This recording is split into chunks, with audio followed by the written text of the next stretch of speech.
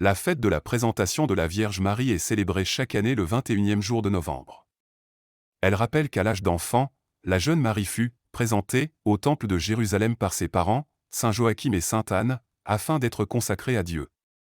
Ce récit ne figure pas dans les écritures canoniques mais provient d'une tradition ancienne, notamment de l'évangile apocryphe de Jacques, qui veut souligner dès l'enfance de Marie sa totale adhésion à Dieu. Selon la tradition, alors que ses parents avaient été longtemps sans enfant, ils reçoivent une promesse divine.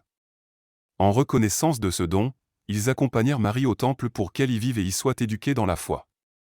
Elle y demeura jusqu'à l'âge de 12 ans selon la version orientale de l'histoire, avant d'entrer dans la vie publique. La valeur de cette fête, pour tous les chrétiens, tient à plusieurs points. D'abord, elle témoigne que l'engagement à Dieu peut commencer très tôt.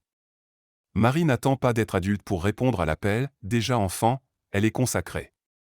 Ensuite, elle nous rappelle que l'éducation chrétienne sous l'égide de la prière, de l'écoute, de la croissance intérieure est fondamentale pour toute vie de foi. Enfin, elle offre un modèle de disponibilité totale. Voici la servante du Seigneur, que tout m'advienne selon ta parole, Luc 1,38. Dans l'Église occidentale, cette fête fut introduite au XVe siècle, bien que ses origines remontent à une célébration byzantine du XIe siècle. Elle est aussi parfois appelée « entrée de la Vierge au temple ». Les iconographies habituelles montrent la petite Marie gravissant les marches du temple, souvent avec un voile blanc et accompagnée de la main d'un prêtre ou du geste de ses parents. Pour nous aujourd'hui, qu'est-ce que cela signifie de fêter la présentation de Marie? Cela signifie que chaque être humain peut être consacré, dès aujourd'hui, à Dieu.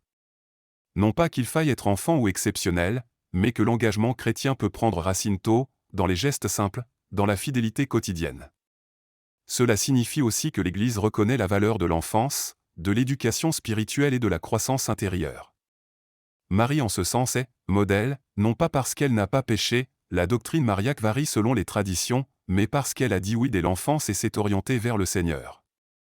Sur un plan pastoral, cette fête peut appeler les familles, les éducateurs, les catéchètes à réfléchir, comment poser des jalons solides dans la vie de foi des enfants? Comment faire de notre maison un temple où l'on prie, où l'on écoute, où l'on accompagne? Marie est présentée, mais nous aussi sommes invités à nous présenter par la prière, par le service, par l'amour des frères.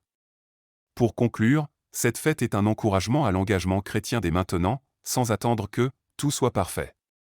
Elle est un rappel que Dieu appelle chacun à être consacré, à grandir dans la foi, et à donner sa vie petit à petit à ses desseins.